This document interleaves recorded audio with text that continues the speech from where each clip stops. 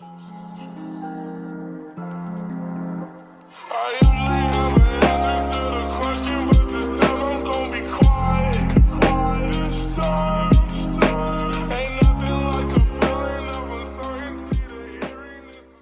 what's going on, guys? Hope everybody is having a fantastic day.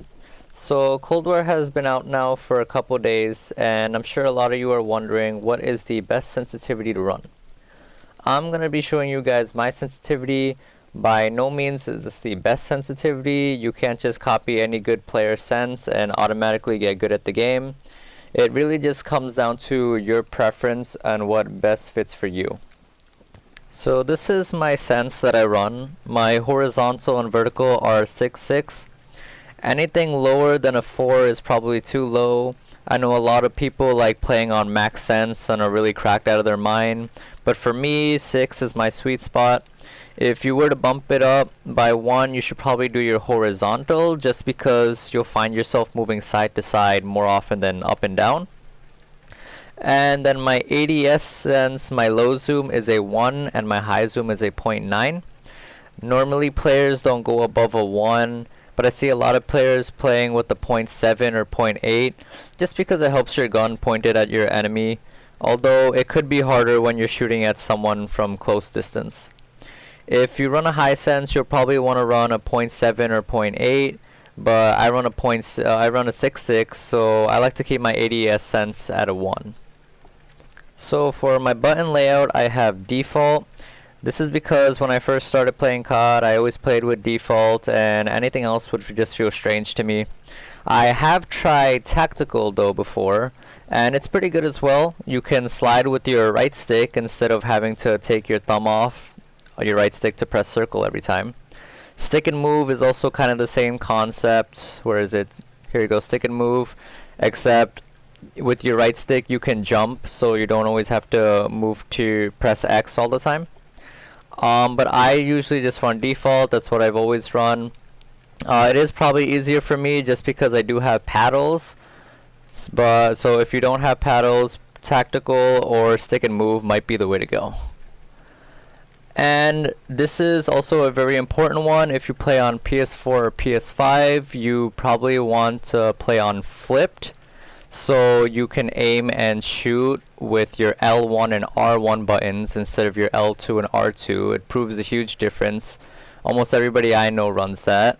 I'm not too sure about Xbox. I do have a few Xbox friends that do still play on default, but if you play on PlayStation, you might want to have this flipped. For invert vertical look, I have this disabled. If I move my right stick up, I want my character to go up, not down. And controller vibration, honestly, this one depends on your preference. There's going to be a lot of people that say you should have this off or you should have this on. I have it on, but I could also have it off. It really doesn't matter. If someone is shooting me from the back, I do like having my controller to vibrate, so I know that I'm getting shot from the back. If I have it disabled and I'm getting shot from the back, the only way I could tell is by hearing it or having the hit markers on my screen. So having it enabled just gives you another sense of feel from your controller, but it doesn't really matter, honestly. I played with both. Now, aim down sight aim assist and slow down and strafing aim assist, I have these enabled. If you played Modern Warfare, you could see there's different types of aim assist with focusing or precision. This game does not have that. It's either you have it on or you have it off. So you want both of these on. Airborne mantle behavior and grounded mantle behavior. I actually have this as manual instead of automatic, and grounded as on press instead of second press.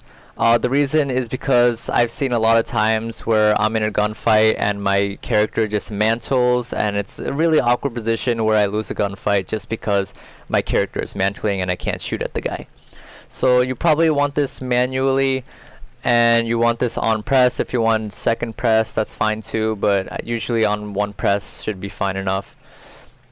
Aim down sight behavior, you want this on hold, so when you're pressing L1 or L2, whatever your preference is, you can hold it down sight, and if you don't want to aim anymore, you can just not press your button anymore toggling, press L1 and it keeps it as ADS, and then if you want it to stop, you have to press again. It's just the difference between pressing a button once and pressing a button twice. You should probably have it as hold. And the same thing goes for steady aim behavior. For armor behavior, I have as apply all instead of apply one. It's just easier, instead of holding triangle to put on all your armor plates, you can just apply all of them at the same time and just press the button again if you want to cancel it. And attack vehicle control mode is aim based, that's all. For stick layout, I also have default, nothing too fancy here. I honestly don't know too much about the others. I haven't really tried them. Again, when I first started playing COD, I played on default, and that's just how I always play on it. For left stick and right stick minimum input, I have this as 5. I think the default is 10. I have this a little bit lower. You see a lot of the pros saying 5 is the sweet spot. I do not touch these two. They are stuck at 99 for me. Controller sounds, auto move forward. Okay, so for controller sounds, I have this actually enabled right now. I should have this disabled. I don't really need sounds coming out of my controller while I'm playing. I play with the headset. That's all I really need to hear. Auto move forward, I have this disabled, and auto sprint, I have this disabled. You really don't want this on unless if you have maybe stick drift or something, because you don't want to be losing gunfights just because you're caught in a sprint. So I have these disabled. Sprint behavior is toggle. Sprint to cancel reload. So I have, this was also a very important one, I have this disabled. I do know a lot of people that have this enabled, but I don't want to be canceling my reload if I really have to reload my gun while I'm sprinting. I could just sprint away while reloading and get away if I'm low on health or something like that. Reload my gun and then get back in the fight. Parachute auto deploy is disabled, so I can reach the ground faster and control when I want to parachute. Equipment behavior is on hold. This helps you cook frag grenades and stuff like that. If you have it on toggle, you have to press it again to throw a grenade. You don't want that. Interact and reload behavior, I have this on tap to reload. If this is like a BR or something like Warzone, you might want to prioritize the interact so you can pick up weapons first, but since it's only multiplayer, I have this on tap to reload. Safe area bounds and colorblind modes, I haven't really touched these, but they're all on preference. I know colorblind mode, just the colors of what you see on your minimap, it all depends on what's best for you. I haven't really touched these settings. Field of view, this is actually a really important one because I don't believe Call of Duty has ever had this on console before. Normally we play on a lot lower of a setting, like maybe I think the default is 80, which this is how it looks like. You're a lot more zoomed in, but I have mine all the way up to 110, which means you're basically zoomed out a lot more if you see the difference. So anything between 100 to 110 would be my sweet spot. If you want to go a little bit higher, that's fine too. But yeah, this is definitely a setting that you want to take advantage of. It makes a huge difference in gameplay. And ADS field of view, you want this as affected. If you don't have it as, if you have it as independent, you still zoom in like you were on 80 field of view. So you want this as affected, so you see you don't zoom in as much. And it helps you, when you're ADS, you see a lot more of your screen, so you can find people on your right and left a lot more. And brightness, I have it as 50, that all is on preference. Motion blur is a big one too, you want this as disabled. As you can see from the right, when you're moving left and right, there's like a blur on your character and on the map. If you have this disabled, you don't get any of that, so that's a big one as well. I'm not going to go too in depth on audio and interface, but here are my settings. Audio, I have music volume and dialogue is the only ones that are below 100. This is just because I don't think I really need to hear all the music in the game or the dialogue. Doesn't really help. It doesn't really matter on my gameplay. You want the others as 100, and obviously you don't want to be muted. Audio preset, and I think the regular is Treyarch mix. I think I have this as high boost just so I can hear footsteps a lot better. It helps me. and hit marker sound effects, all on preference, but I have this as enabled.